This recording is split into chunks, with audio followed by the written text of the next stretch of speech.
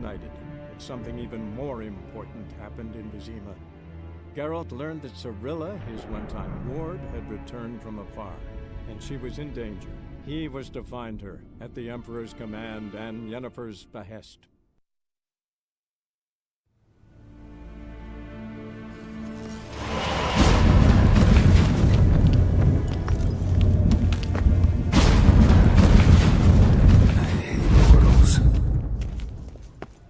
Be so kind and do not disturb.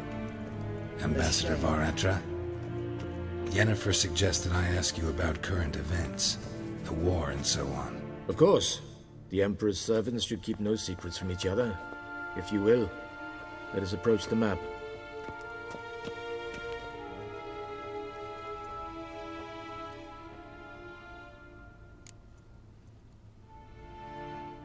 How's the war going? I mean, apart from the fact that Nilfgaard's triumph is imminent. I assume this to be a private conversation. We've no witnesses, so let's dispense with the propaganda, even that shrouded in irony. Our offensive was going splendidly until winter came. Edirn was in such disarray that we encountered no resistance. We had reached the Pontar before the first snows. Only a weakened Kedwen remained, and Radovid's Redania, which had ignored the rest of the North's pleas for help. We thought they'd sue for peace, perhaps even submit to vassalization. We waited for spring, certain of victory. Radovid? Submit? Yes, a vain hope, I agree. Radovid sent no peace envoy, nor did he advance on our positions. Instead, he trudged over the snow-bound Kestrel Mountains and attacked Kedwen, his ally. This attack took the Kedweni by surprise. They were still mourning the loss of their king. Rudderless and dejected, they laid down their arms after a few lost skirmishes and joined Radovid. And so by spring, instead of two weak enemies, we had only one powerful one. What about Kovir? Kovir values its neutrality, enough not to lend its armies, or more importantly, even its coin to either side. Returning to the war, this spring there was a massive battle in the marshes of Velen. Massive, yet indecisive. Both sides suffered enormous losses, unprecedented even. Radovid has retreated across the Pontar. He's safe for now, until reinforcements arrive from the south. Then Emperor Emir var Emrys will deal with him once and for all. Couldn't you just go home? Save everyone a lot of marching, not to mention a few human lives. I'm afraid the stakes are too high to fold now. We can only go all in. How do things look in Velen? As bad as ever, perhaps worse. This land never flowed with milk and honey, and now it flows with blood.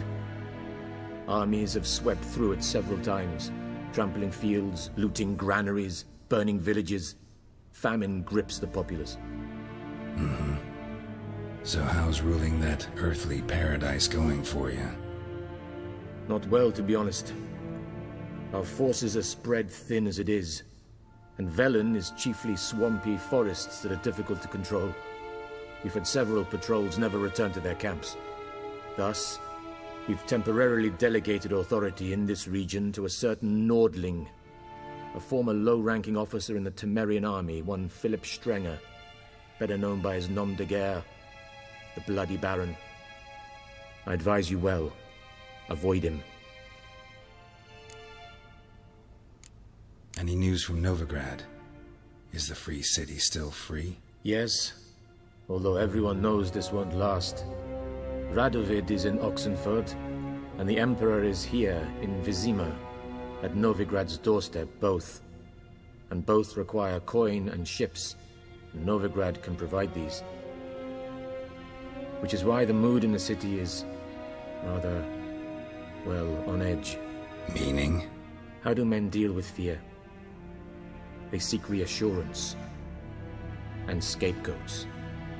The Church of the Eternal Fire understands this perfectly, and so it promises to improve the lives of its flock by pointing out the guilty Who started the war? Who profits from it? Why, it's obvious. Mages, elves, dwarves, in a word, any and all deviants. I've been stationed in Novigrad for 13 years. First as a consul, then as ambassador. I've seen a great deal. Cruelty, cynicism, greed. But what is happening there now concerns me greatly. What's new in Skellige? Nothing. The islanders pride themselves on that, don't they? Doing everything according to tradition, as their forefathers did. And like their forefathers, they quarrel with each other, pillage, occasionally attack our transports. This is cumbersome, but nothing more. Skellige has always been a footnote to history, and so it shall remain. Sound awfully confident. What if King Bran manages to unite the Jarls? Lead all the clans against your fleet? King Bran is a feeble old man. From what I know, he barely remembers the names of his own vassals. Uniting all might prove difficult. Thanks for your help. Think nothing of it. May the great sun light your path. Ah!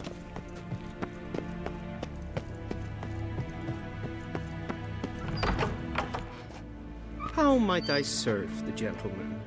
By returning my things.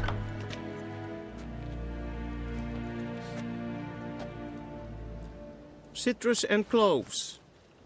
The fragrance will keep the gentleman's robes fresh somewhat longer. Thanks, bunches.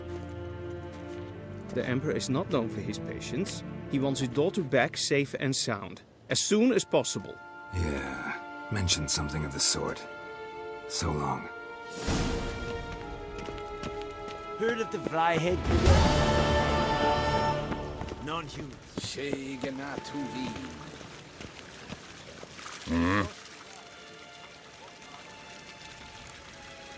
See you.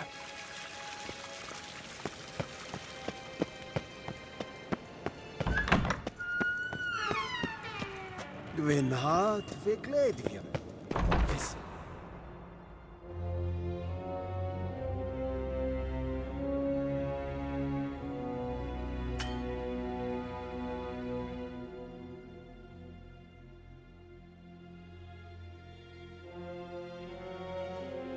Geralt and Yennefer would be united, but something even more important happened in Vizima.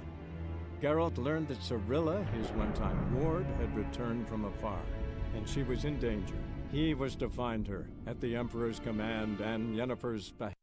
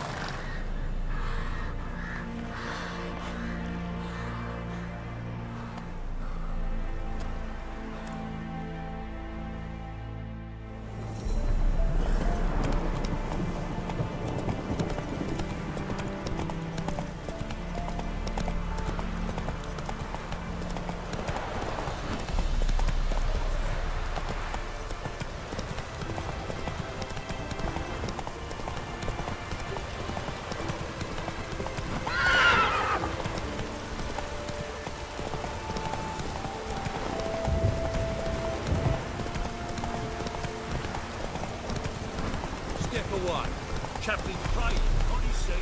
Do not cast mad, brother. All may draw from the well of the eternal fire's grave. What do you want? Rejoice, for even a creature as depraved and base in nature as you can serve the glory of the eternal fire. Someone must see to the corpses on the battlefield. Necrophages defile those not already rotting in mass graves. This is not right. That's to be my good deed for the day? A handsomely profitable one, I might add. I know your kind don't work for free. All right, I'll take care of it. This will count amongst your merits. The more good one works in life, the more hallowed things are. Yes, splendid. Here are the holy oils. Dash generously and set alight, understood? I wish it to flare up to the sky, for the glory of the eternal fire and all that. Once I've incinerated the bodies, where'll I find you? I shall be near the bridge to Novigrad.